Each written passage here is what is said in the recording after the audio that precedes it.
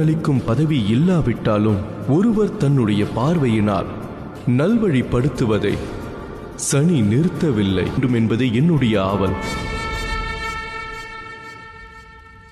தாங்களுக்கு நேர்ந்த எதற்கும் தாங்கள் பொறுப்பாக மாட்டீர்கள். அப்பொழுது தங்களுக்கு வயது குறைவு.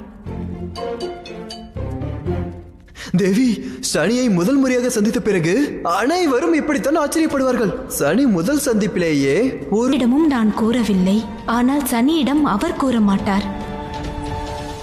பிறகு சனிக்கு என் வாழ்க்கையை பற்றி அசுரனையும் கூட தன்னுடைய பலத்தினால் ஆச்சரியப்படுத்தி விட்டான். அசுரனா? தமுனாத் என்னும் பேருடைய அந்த கொடிய அசுரனிடம் இருந்து சனிதான் என்னுடைய உயிரை காப்பாற்றினாலையும் நல்வழிப்படுத்துவான். நல்வழிப்படுத்துவதற்கு இனி நான் அவரை நல்வழிப்படுத்தியே ஆக வேண்டும். எவரேனும் நிச்சயமாக சிறப்பான நபராகவே இருப்பார். அன்றே நான் முடிவு செய்து விட்டேன். எச்சூழ்நிலை ஏற்பட்டாலும் நான் சனியின் நட்பை எப்பொழுதும் விடமாட்டேன். அவன் என்னை மாபெரும் பறவையாக்கி விட்டான். அந்த நொடிக்கு பிறகு நான் தான் சிறக்க துவங்கி விடுவேன். ஆமாம் காகமி, நிச்சயமாக.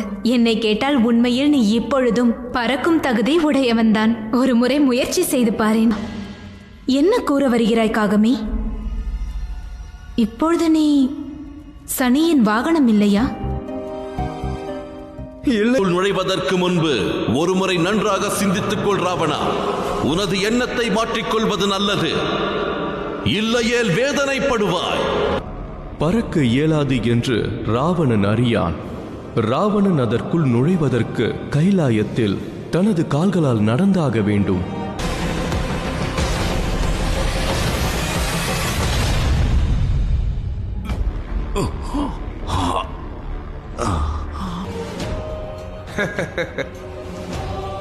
இலங்கை வேந்தன் ராவணனா? அதுவும் இந்த நிலையில? தாங்கள் கூறு.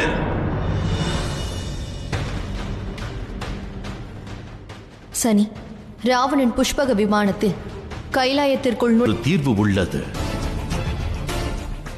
ராவணன் கைலாயத்திற்குள் நுழைவதற்கு முன்பே அவனை தடுக்கலாம். அதற்காக நாம் அனைவரும் ஒரு காரியத்தை செய்தாகங்கும்.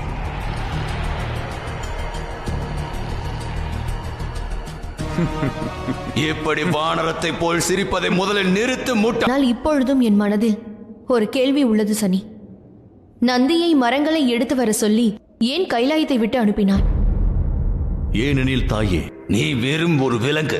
உன்னுடைய நிழல் என் மீது பட்டாலும் கூட என்னுடைய புனிதம் கெட்டுவிடும். என்